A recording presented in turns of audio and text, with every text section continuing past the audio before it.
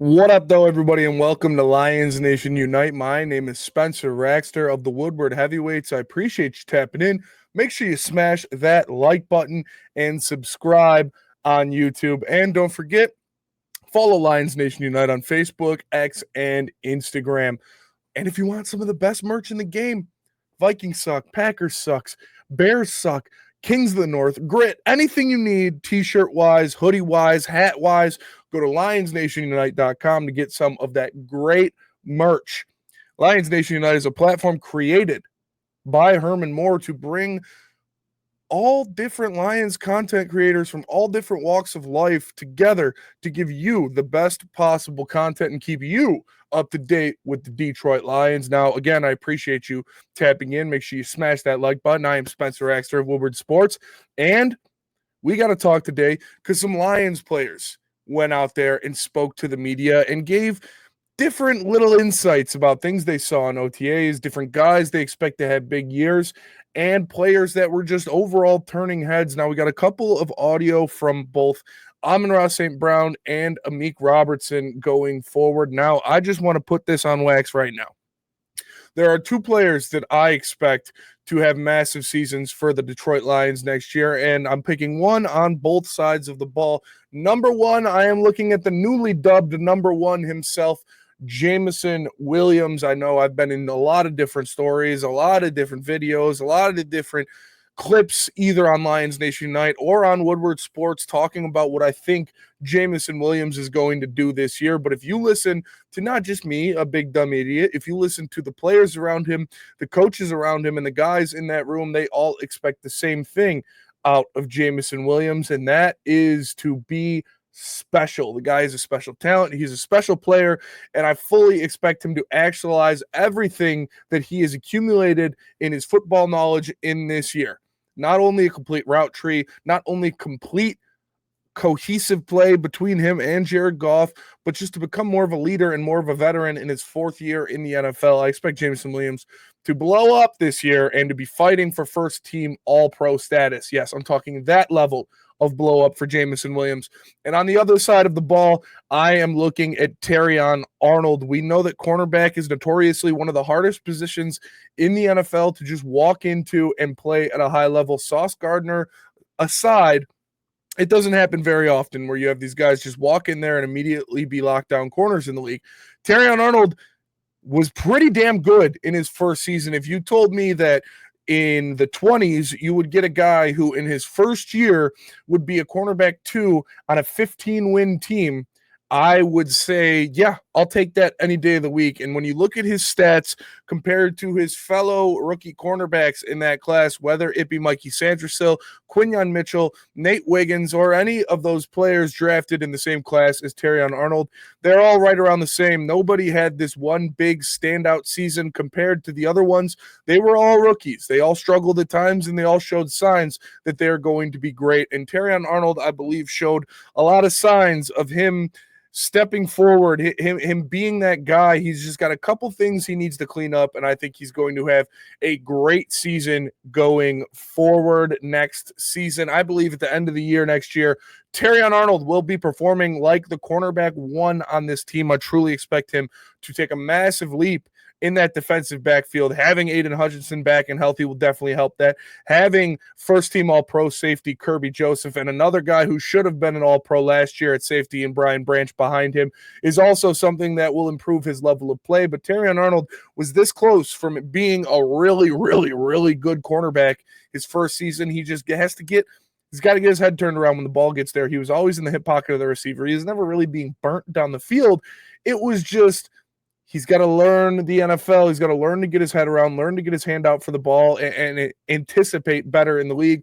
All of that comes with time. I have extremely high hopes for Terrion Arnold next season, and I think he is really going to be a stud for the Detroit Lions going forward. Now, a couple guys that spoke in OTAs, Amik Robertson and Amon-Ra St. Brown. I'm going to tell you right now, I haven't listened to these videos, so I think I know who they're both talking about, but if I'm just completely wrong, then I'll say it. But we'll hear from Amon-Ra first. We'll keep it offensive first.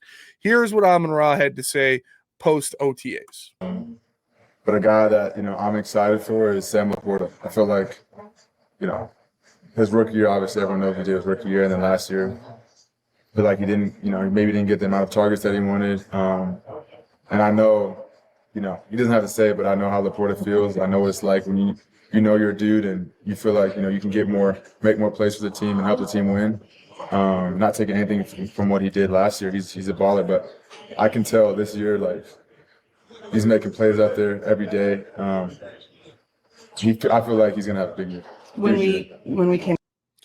So there's Amon-Ra St. Brown, and he says he thinks that Sam Laporta is going to have a big season next year. Now, Sam Laporta took a step back from his rookie year. Obviously, his rookie all-pro season was going to be something that would be difficult to one-up in his second season, but I think he even himself has gone out there and say he really wasn't happy with his performance in his sophomore season, where he didn't have the production that he did his rookie year. Now, some of that may be because of the emergence of Jameson Williams in the offense, or some of that might just be some growing pains. I don't want to call it a sophomore slump for Sam Laporta, but just not as productive as his rookie season. And he has said so himself. He has talked about wanting to take that next step as a tight end in the NFL, wanting to be on even closer of a wavelength with Jared Goff and taking that next step.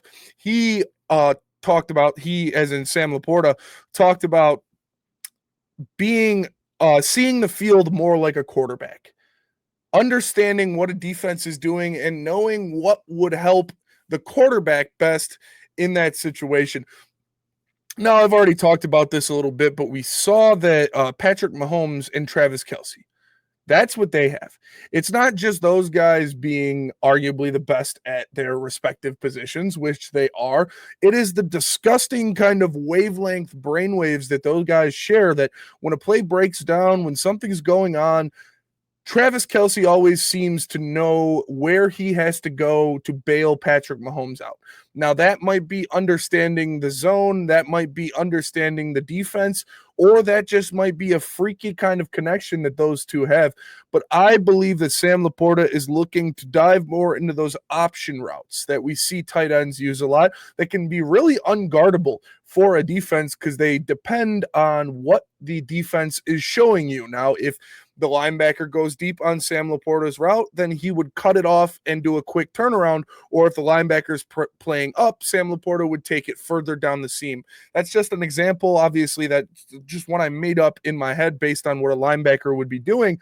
But those are the types of things that you see great Hall of Fame, legendary quarterback and tight end combinations like a Kelce and a Mahomes or a Brady and a Gronkowski have. They have that otherworldly connection to where they know what the other person is going to do based on what the defense gives them. So Sam Laporta is going to be in the film room a lot, and Sam Laporta is going to be even more tied in with Jared Goff because he wants them to kind of have that second nature kind of relationship to where, based on what the defense is giving them, Sam Laporta and Jared Goff both will know where the other person wants them to be.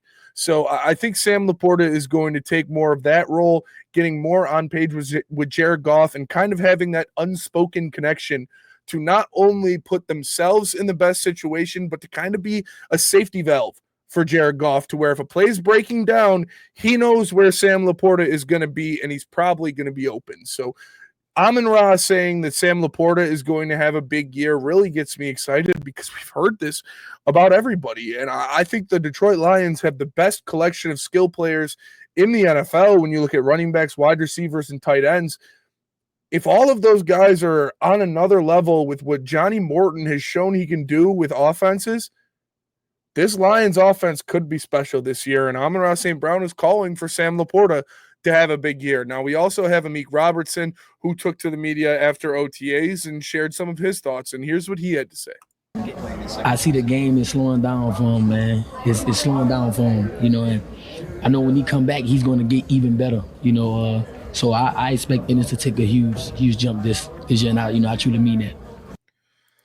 So there's another guy in that Detroit Lions secondary and on that Detroit Lions defense talking about Ennis Rakestraw and what he can be next year. Now, we've talked about this already, that I believe Ennis Rakestraw is an outside corner. I believe he is best as an outside corner. I believe he was drafted to be a man coverage outside corner. You see his length, you see his coverage ability, and last year in camp, Ennis was really making a push to get some starting snaps. He was really making a push to get on the field, and we know that this Lions regime of Brad Holmes and Dan Campbell, they have their best ball players on the field at any times. No matter what, they're going to have their best guys out there. That's why we saw Jack Campbell getting snaps out of position at the Sam to begin his career, because he was playing so well. They had to get him on the field somehow, and they felt Sam was the best spot for him to do that. So he was playing out of position, but just to get the body on the field, they put Jack Campbell at Sam. They were doing something very similar with Ennis Rakestraw in camp last year, where they were giving him snaps at the nickel spot. They were giving him snaps on the inside, and that is not his position. That was playing him out of position, but because he was performing at such a high level in camp, they had to get him on the field as much as possible. Now, Dan Campbell has gone out there and said before OTAs this year, that's not going to be the case this year. Ennis Rakestraw is an outside cornerback. They're going to play him as an outside cornerback, and if he wins a spot out of camp, it's going to be at outside cornerback. Now, if that bumps Terry on to the slot, or if that bumps DJ Reed to the slot, that is a conversation for a different day, but this is just another player on the Detroit Lions and another person in the Detroit Lions building, whether it be staff or player, praising Ennis Rakestraw and what he is doing so far in the spring and summer. I expect a big year out of this guy, Ennis. I think he is going to be pushing every single veteran in that defensive backfield to perform at a high level, because they know they got a young dog biting at their heels. I believe that Brad Holmes, I was going to say had a dream, but I believe Brad Holmes had a dream when he drafted both of these guys, that when it came down to it, their starting outside cornerbacks were going to be Terrion Arnold and Ennis Rakestraw. Obviously, you can't do that with two rookies in a Super Bowl window, so they signed Carlton Davis. And then with the Rakestraw injuries, they didn't get to see him progress last year, so when Carlton Davis left, they signed DJ Reed and brought him in here to be the veteran. Now, I think Ennis is going to make things uncomfortable for guys in that secondary. I think Ennis is going to be pushing a lot of them this summer, and we'll see what happens at that outside corner position, but you got a lot of dogs in that secondary. Obviously, we know we've got the two best safeties in the league. You've got the guy, Amik Robertson, who was just talking, one of the best nickel cornerbacks in the league. And then three dudes on the outside in Terrion, Ennis, and DJ Reed that are going to bring the best out of each other. This is the most complete cornerback room that the Detroit Lions have had under Dan Campbell and Brad Holmes. I believe this Detroit Lions secondary will be the best secondary in the NFL next year when it's all said and done. You arguably have the two best safeties in the league. You've got three corners that are going to be fighting for that outside spot in Terrion Arnold, Ennis Rakestraw, and DJ Reed. And you have Amik Robertson when that arm heals up, locking down the nickel spot. So I think that secondary is going to be pretty scary for the Detroit Lions next year. I think they're going to be flirting with the best secondary in the NFL. I appreciate you guys tapping in. Make sure you smash that like button and subscribe to Lions Nation Unite. Give us a follow on all different platforms, whether that be X, Facebook, or Instagram. I am Spencer Raxter of Woodward Sports. Again, smash that like button and subscribe. This is Lions Nation Unite. I'll see you guys later. Peace.